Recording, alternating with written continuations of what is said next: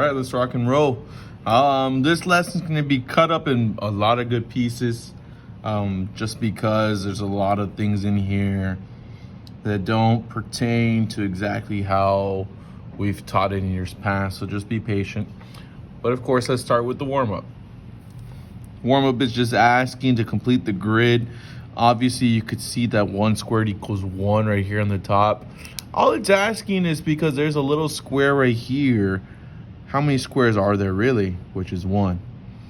2 squared, which is a 2 by 2 square. How many squares are in here? 1, 2, 3, 4.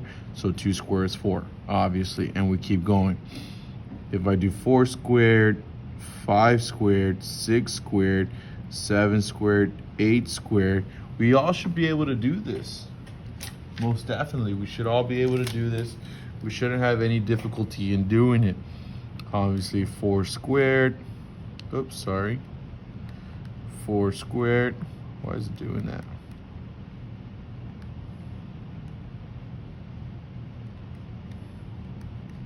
Oh, there we go. 16, obviously I knew that. I don't know what was going on right there.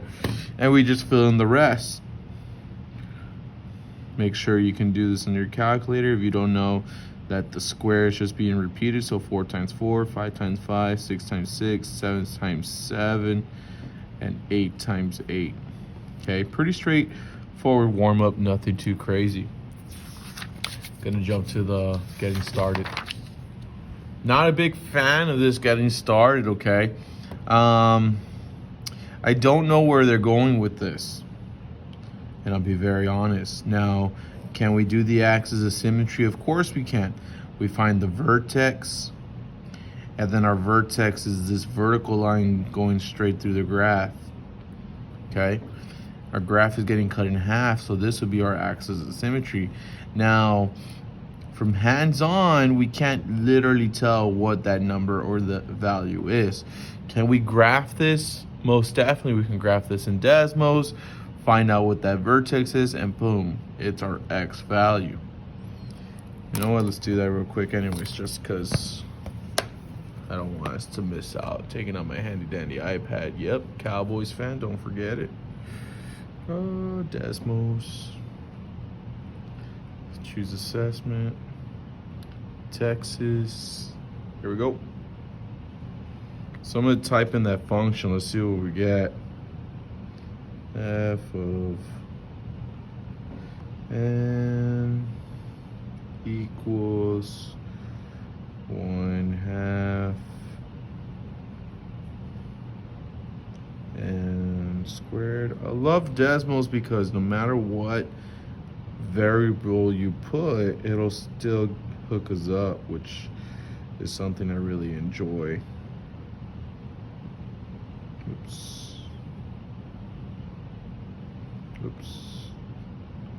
There you go. If I zoom in right here and make sure I put some step 1 so I can make sure I see all the values.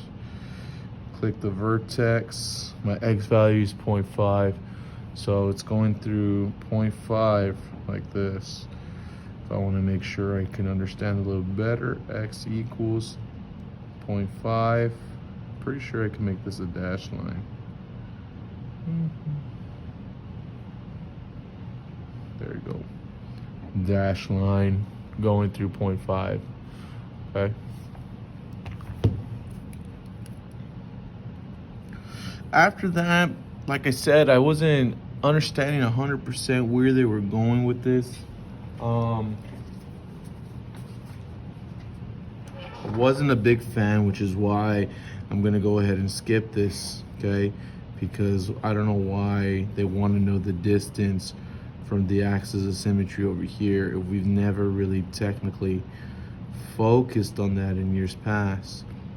So for time's sake and something that's not coming out of the star, I don't want to talk about the distance from the axis of symmetry to that point of value, okay? Which also brings me into the next section, 3.1. Solutions to quadratic functions. Continuing this whole part, I'm hesitant to figure out why do they want us to know this? You know, right here, this x squared equals 9. They're trying to relate it to this, which is kind of odd, only because, as I said, what are they trying to do? I can say I like this part. This part is okay, because obviously to get rid of the power of 2, you got to take the square root on both sides. And then we find out that the square root of 9 is both positive 9 and positive 3 and negative 3, which is where we're going to go with being able to use a quadratic formula eventually.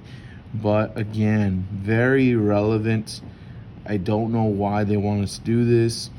Obviously, the axis of symmetry, it's cutting the graph right here in half, and it's going through 0. So my axis of symmetry is x equals 0 for that part right there. Sorry. And graph is going cut in half right here, going through 0, so x equals 0. And like I said, not gonna waste time with that, only because it just doesn't make sense. Okay, skipping this page.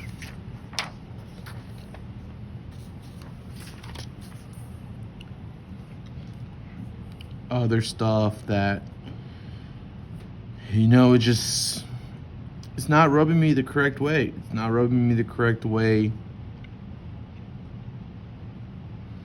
Gonna ignore this too, just because I don't see relevancy through it, especially because now it's talking about this, which is again something that is inappropriate. On the bottom part of worked example, this is star related. Now my algebra 1 kiddos, you do need to know how to get from square root of 70.75 to over here. They're showing you an example right there. They broke it down. They're seeing a whole bunch of stuff. I like to just break it down by what's 75 divided by 3, 25, and then 5. We got a pair right here. Our pairs go outside the square root as a single and leaving this right here. This is a lot easier than what this is, so if you want to ignore that, you can. We found our answer. How can we verify this answer? Calculator, of course. Gonna do second the square root of 75. 8.66, gonna get what we just had. 5 square root of 3. Also gives me the same value, so we have the correct answer. This is star. They're gonna say, here's this, give me this. Definitely calculator use for sure. Go ahead and do quick problems. So I mean, like I said, just give me the decimal. I only want decimal in here. Your algebra 2 teacher next year here at any high school is gonna make sure you know how to do this by hand anyways.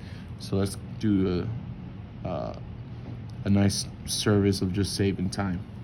Okay.